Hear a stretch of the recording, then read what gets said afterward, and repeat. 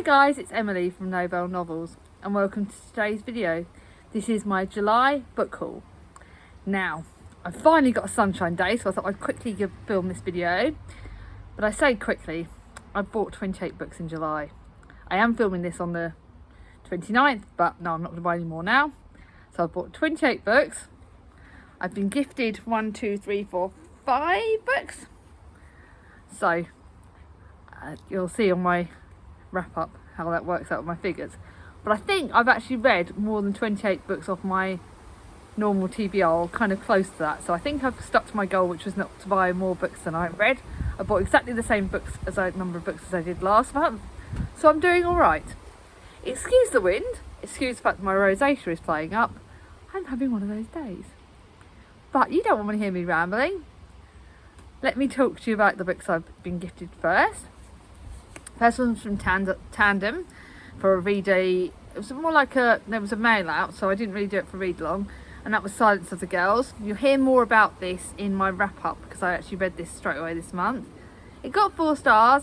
It's about the sort of when the Greek queen Helen is kidnapped by the Trojans, the Greeks set sail up in pursuit, besieging the city of Troy. Trapped in the Greek soldiers' camps is another captured queen, Brasilis, condemned to be a bed slave to Achilles. I wanted to know more about the Greek gods and about that era of historical fiction, but I did find this a bit gory. So I'm thankful that I got sent it, so I always shout out that I got sent it. Then I got a surprise gift when I got home from work the other day, which it really means a lot. I can't thank my subscribers enough. I link my Amazon wish list down below, not expecting anyone to get any gifts. Apparently, according to my sister, I need to update my list, which I have done, because there's some books that have been on there ages and I need to sort of rejig it. But I never expect anything. So when I got this kindly sent to me by a subscriber called Tracy, who's on Instagram as Bookie Tracy, she's someone that's a really lovely lady. She's actually been subscribed to me for quite a long time, and she sent me this with this lovely gift note. Just a little gift for you. Happy reading, my lovely. Let me know if you fancy buddy reading it. And of course we are going to buddy read it, but probably not until January. Because heads up guys, I'm pretty booked up till January already. I'm just over halfway through the month and I've got my buddy reads planned. But this is a book, Kindred. I think a lot of people, it's got a time hopping, and it's set in 1976. Dana's dreams of becoming a writer. In 1815 she's assumed a slave. Lots of people have loved this book, and I know it's going to be emotional, but I can't wait to read it with her. It's a beautiful book. It's been on my wish list a little bit of time, and it's one I'm really excited about because lots of people have loved it. I think it's either a modern classic or a historical fiction. I'm not entirely sure what genre, but it's one I'm excited about, so thank you. Then the lovely Charlie from Charles Heathcote offered me 3 books because he works in his charity shop and he got me them. So first of all, I got Miss Austen, which I'm saving for next Jane Austen July because I haven't quite had time for it. And Jane Austen July this year did not go well, so I'm actually looking forward to reading this because I listened to it on audiobook last year and I want to read it next year. But it's either that one, and he also gave me The Other Bennet Sister. Now that is one that I loved the most. It's probably, considering I've read a few retellings this year that didn't go as well, I loved listening to this on audiobook last year, not for Jane Austen July, but just as a random one. But this is one I'm super excited about, so thank you, Charlie. And then lastly, he got me an Alison Weir book, Queens of the Conquest. The extraordinary women who changed the course of England's history between 1066 and 1167. I think I said that right. But that's a non-fiction book. See, Julie, I've got some non-fiction. So those are my gifted books. Now I get on to the books where I bought. So 28 books. I won't talk about them too much in the script now, but if you want to know more, please feel free to message me on Instagram on here, and I'll talk more. I've gone, I think it's literally looking at my piles, it looks I've gone about half contemporary and then half historical fiction and a bit of YA. So I'm not done too badly. I've sort of mixed up, and I think I'm pretty much getting this in genre order, so I'll pretty much show the genres. So the first one is, I'm not sure if it's a middle grade or a YA. And this is The Village by the Sea. This cover is what made me buy it. Anita Desai, and it's an award-winning story about a family's survival in the small fishing village of India. I want to read more books set in India, and this looks really good. With their mother ill and their father permanently drunk, Harry and Lila have to earn money to keep their house and look after their 2 younger sisters. In desperation, Harry runs away to Bombay and Lila is left to cope alone. This looks really good, and it's a beautiful book. I think it's like, I'm not sure, like I said, I'm not sure if it's YA or middle grade, but it does look like one I really want to read. Then I got this book, and I wasn't sure because 5 Feet Apart is actually on my Amazon wishlist, and that's one I really want. But when I saw this at a charity shop for about £1, I jumped at it because it's really good. It looks fantastic. I really do want. I need to get off my bum and get 5 Feet Apart, to be honest. Kyle and Kimberly are the perfect couple. At least that's what Kyle's always thought. But when Kimberly breaks up with him on the night of their graduation party, Kyle's entire world is turned upside down, literally. Their car crashes and Kyle wakes up. When he wakes up, he has brain injury and Kimberly is dead. No one in his life could possibly understand until Marley. Marley is suffering from her own loss, a loss that she feels is her fault. As Kyle's and Marley's feelings grow stronger, Kyle can't shake the fact that he's heading for another crashing moment, just as he's about to put his life back together. So the head injury side of this and the car crash side of it, that is obviously something you guys know I can relate to. The YA version, the fact it's by the same author who wrote he wrote 5 Feet Apart, and I know 5 Feet Apart's been raved about, so I'm really looking forward to this, but I don't know when I'm going to get to it, but I'm really looking forward to that. That's a YA that literally, and it looks beautiful, another beautiful cover. Then this was a cheap 20p book because it's battered and bruised from my charity shop, but it's one of the only Angie Thomases I don't have. I've read the first one, I've read The Hate You Give, I've got Concrete Rose, and so I want to read this one. 16-year-old Brie wants to be one of the greatest rappers of all time. It's hard to get your come up though when you're labelled trouble at school and your fridge at home is empty after your mum loses her job. But all Brie's success is all that stands between her family and homelessness. It's an Angie Thomas book. It's a bit of a longer one, but it's one that I've been meaning to get on my library app for ages, and something stopped me from getting it, but I really want to get it. If anyone wants to buddy read this with me, I think this one might be a good buddy read with, so let me know. Now I got a book by one of my BookTube besties' favourite authors, The Road Home by Rose Tremaine. Now I've been a bit hit and miss with Rose Tremaine, and the lovely Gemma said that this one is better. Lev is on his way back from Eastern Europe to Britain, seeking work. Behind him looms the figures of his dead wife, his beloved younger daughter, and his outrageous friend Rudy, who's dreaming of a wealthy West and lives largely in a battered Chevrolet. Ahead of Lev lies deep struggle and strangeness in the British hostile streets. This could be interesting. It's apparently a bit hard-hitting, but I said to Gemma I'd give this author a go, so I hope I like that. Now I go on to the real contemporaries, and I've got 1, 2, 3, 4, 5, 6, 10 what I would class as 10 contemporaries, which out of 28 is not bad. It's less than half. So these two kind of this one is actually, I've got The Endless Beach, and apparently, I need to get the very distant store, but this is actually the first in that series, and the lovely Nikki from Red Dot Reads spoke about this book, and obviously I can't read The Endless Beach and the other sequel books, which I've got the sequels, until I've read this one. Question is, do I give in and read it in August? What do you think? Nikki, shall I read this in August? Shall I read it at the end of the month? I love Jenny Colgan's books. I've got another 2 Jenny Colgan books that I'll show you shortly. Flora is definitely absolutely sure that escaping from the quiet Scottish village where she grew up to the noise and hustle of the big city was the right choice. Muir is a place where everyone has known her all her life and no one will let her forget her past. In the city she can be anonymous, ambitious and indulge herself in her hopeless crush on a gorgeous boss, Joel. Don't want to know too much, but I know there's a whole series that follows this, so I need to get to it. Should I get to it now? I'm very tempted to read this in August actually.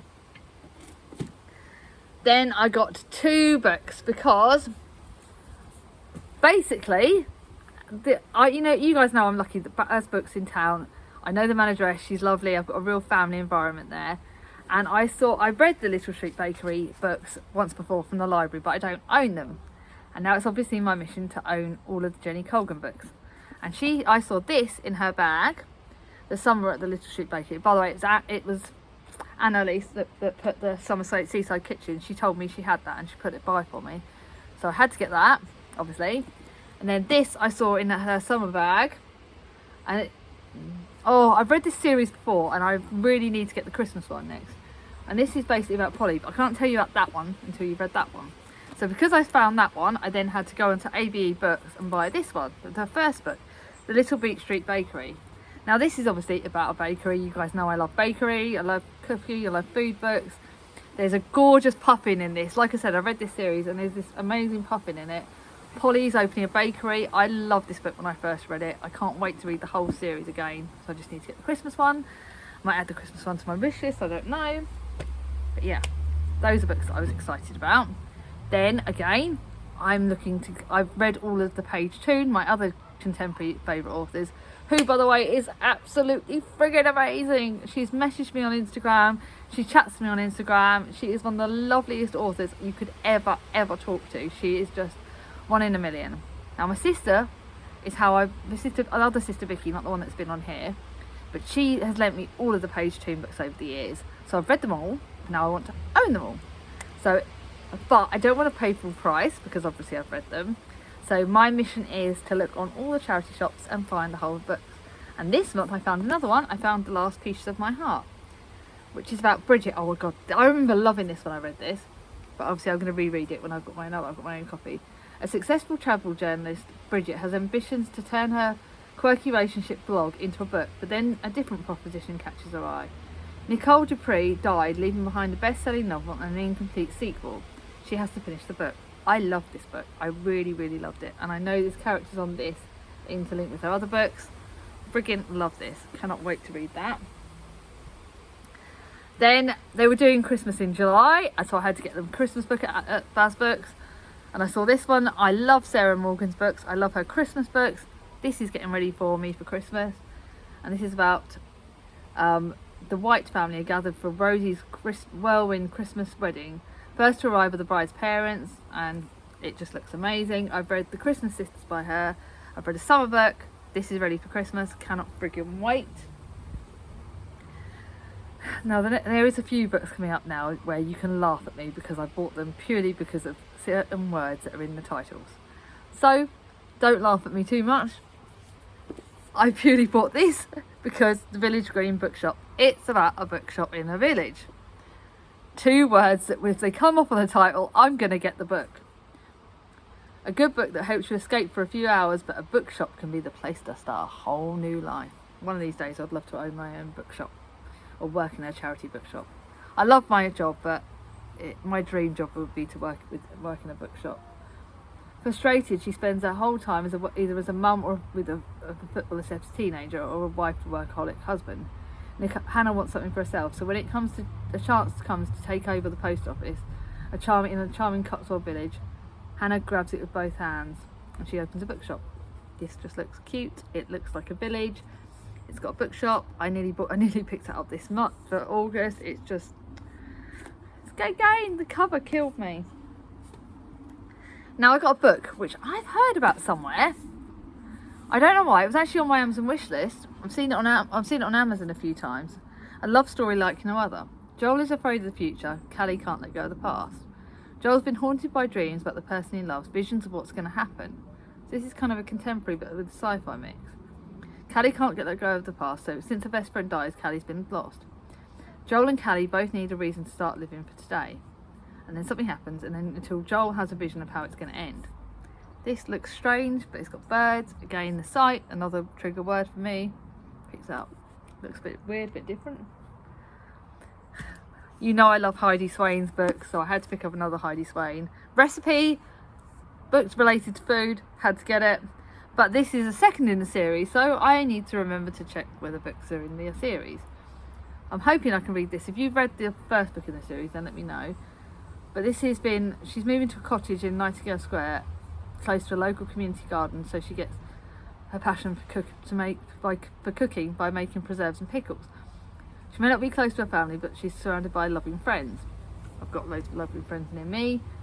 This looks good. Again, certain words made me pick it up.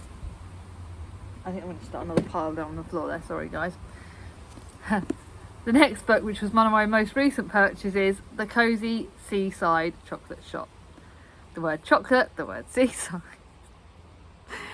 guys can see a theme here. I'm not getting a holiday this year, so I'm just like buying books with seaside and food because I'm hungry and I'm trying to be healthy and be good. So if I can read about chocolate, then it stops me craving it so much, hopefully. When Emma opens her gorgeous little chocolate shop by the village in the harbour village of Walkton-on-Sea, she realised a lifelong dream. Love is beginning to blossoming with a hunky beau, Max, who is slowly healing her fragile heart. Something happens, it's a chocolate shop, it's seaside, I wanted to get it, I will probably read it next summer, but it looks gorgeous, and that was only 25p. This one again, I bought it because partly it's the seaside element, the woman who ran away. This is the school summer holidays kit, guys. I'm probably going to want to run away by the end of it. If not, or I've already just done a week and I'm already wanting to run away. So I get that. Get what it's like to be a woman who's like going mad. But this looks devastating secrets, shocking truths, one unforgettable journey. Don't want to say too much about this. I know Sheila O'Flanagan is a really good author. I've loved her books before. I think I've heard of this somewhere and I don't know where, but it looks really good. So for £1, thought I had to get that. So that's the end of my contemporaries. Now I've got historical fictions. I've got 1, 2, 3, 4, 6. Actually, I've just realised I've got one book in here that's contemporary. 3, 4, 5, 6, 7, 8, 9, 10. 10. I've got 10 historical fictions. So that was 11 contemporaries, 10 historical fictions, 1 non-fiction, and 2 technically classics. So I think I'm doing alright. Again, mix it up a little bit. Got my favourite genres. So I'm going to start off with one of the classics, what Katie did and what Katie did next. These are children's classics. I loved these books when I was growing up. It's the whole Katie, and I know there's 2 more that you can get with it, and I think what's Katie did at school, and so I think there's a 3rd book, but which I need to get at some point. But this was like a childhood kind of classic, one that I really kind of want to go back to. I need to get off my bum and read my middle grade books again because I've kind of had a bit of a lapse with them, but that looks really good. It's a children's classic. I loved it when I was a child. Let me go back. My kids are already, Mia's already at an age of 9, she's too grown up for children's classics, but kind of love that feeling of going back to childhood. This book, now you guys know I read The Honeyfield Bequest by Anna Jacobs recently, and I loved it, and I bought this from the same charity shop. I got this for 25p. The Grey Ladies were like kind of like the suffragettes during the World War One, and the Grey Ladies are requisitioned during the First World War. Grey Ladies were requisitioned by the government as a PAL entertainment centre. Their mistress Harriet Latimer, who was in, I believe, The Honeyfield Bequest, now has a family to care for, and while they are allowed to stay, tragedy puts the future at risk. This looks really good. I love The Honeyfield Bequest. It surprised me. It was on my try a chapter and I loved it, and so when I saw this, it's related to the suffragettes. It looks brilliant. I can't wait to get to read that. Then, I've just realised, then my next classic is Ruth. I am buddy reading this either in Victober or around Victober with one of my, I can't remember if it's, I think I'm buddy reading it with Naomi from Naomi's Bookshelves. So I had to get my own copy. It's the only Elizabeth Gaskell that I didn't have. It looks like I'm going to complete my mission to read all of Elizabeth Gaskell's main novels. And this was the only one I hadn't owned. So I picked this up from ABE Books for like £3. I don't know much about it. An orphaned heroine, Ruth, apprenticed to a dressmaker, is seduced, then abandoned by the wealthy young Henry Billingham. Shamed in the eyes of her society by a legitimate son, yet rejecting the opportunity to marry her seducer, Ruth finds a path that affirms that when found not to repeat our mistake. This was Elizabeth Gaskell's 2nd novel, apparently. I'm looking forward to it. Now, I think this is pretty much mainly my historical fiction, but I've not done my pile brilliantly, so you may mix in. Another book I read last month because it was on my try a chapter or something. No, I found the other book by this author. Came in my TBR jar, and so when I saw this book, Liverpool Louvre Pound, I thought Liverpool wartime. I think. Don't know exactly when this is set, so I can't remember. Babsy has always worked hard to provide for her family. She runs a greengrocers publicly, and a money lending business in private. Ooh. She's even taking her niece Louisa, whose mother is dead and father at sea. Babsy considers herself a cut above the neighbours and makes sure that her family doesn't mix with people who are not only Catholic but Irish to boot. This could be interesting. It's a longer book. I don't know why. I think someone had talked about it. It's 500 pages. Blimey heck. Okay, slightly crazy. That one might be put off for a little bit longer because it's too big. This is a book that, again, cover got me. Pinch of salt. Can she keep her family together? The Flowers of Scotland. Ooh, maybe that's why I picked it up. Since the death of her mother, Kate Kennedy has been a parent, helper and houseworker to her large family. But life changes dramatically when the young men leave the pits for the Great War. So World War One, a big sister looking after her younger siblings. Totally fell in love with the cover. Totally fell in love with the promise of it. Really want to read that. The most recent book I bought, I only bought this the other day, The Workhouse Nightingale. I liked it because it looks like can the autumn fulfill her nursing dreams? Workhouse books always have me. I love Holly Green's books. I really enjoyed this. Apparently it's the third in the series, but I've read the first but not the second, The Workhouse Angel, so I'll have to find that. But this is a book that's with different characters, I believe. After her mother's untimely death, Dora is sent to live with her father and his other family. I'm filming, I'm just typical kids interrupting, so that one looks really good. Then I bought this one because it's non-fiction, set in the 1920s, and it's about a kitchen maid, so I thought this looked a bit different. Really wanted to get that. So non-fiction, it's got Downton Abbey comments, 1920s, which I'm really loving at the moment. That's a new era in time that I'm really into. I'm really into the 1920s, so this looks good. Picked this up because I love The Nightingale. Little did I realise, again, it's second in the series, so I need to find the first. The first is Firefly Lane, and this is the second, Fire Away. I thought I'd got the first, and it turned out Firefly Lane is the first. So I'm now hunting for Firefly Lane before I can read this. But I love The Nightingale so blooming much that I cannot wait to pick this up. This is one of her contemporary books. Remember Firefly Lane, Tully said, lowering her voice. Over the years, those words had become a kind of shorthand for their memories. It was their way of saying that a friendship began at 14, back when the song could make you cry, that would last forever. I want to pick up Firefly Lane now. I'm looking for it. Then, you guys know I loved Room by Emma Donoghue. Wasn't 100% on one of her other books, but I'm going to give this a go. The Sealed Letter by Emma Donoghue. This is set in the 1920s. It's got LGBTQI plus bits in it. It's got romance. It's set in Victoria, London. What more do I need to know? Again, it's Brigham Mahusiv though, because it's about nearly 500 pages. Helen Cottingley is unhappily married to Emily Fido Faithfull. Oh, she's unhappily married. No, it's Emily Fido Faithfull. Hasn't seen her long dear friend. After bumping into Helen on the streets of London, Victorian London, Fido finds herself reluctantly helping her to carry on an affair with a young army officer. Then their friendship happens and stuff happens. It's bloody good. For 25p I was well excited. I was like, yes, I'm getting that. This one. Last year, Julie from Hungry Bookman recommended a series of books for me. Saw this for £1, had to pick it up. This has got very controversial comments apparently all over Bookstagram and BookTube. I don't know much. It's about a drug cartel. The journey could be dangerous. The American Dirt shines a beam of light into a world where a mother's love for a son and kindness of strangers might triumph. This looks good. Again, Julie recommended it to me and I listened to her all the time. Well, most of the time. Love the look of it. Wanted to get it. Then I read the first in this series, The Quality Street Girls, because it's Quality Street's chocolates and it's set in it's a historical fiction World War kind of book. And this is the next in the series, so to get this for £1, I was like, whoa! Another lovely author, by the way, she messaged me when I told her I'd read this. Can the factory girls pull together for a very special day? Don't know much about it. Quality Street Factory is buzzing with gossip. It's the second in the series. It just looks really good. I love the Quality Girls, the first book. I'm now kind of regretting giving it away. Why do I do this? Why do I give away books when I've read them and then go, oh, well, now I've got to try and find them again? But yeah, that was the series I loved. I should never have given the first book away, but I'm going to read the second. I can't wait. Annie Murray's a BookTube author that I see all over my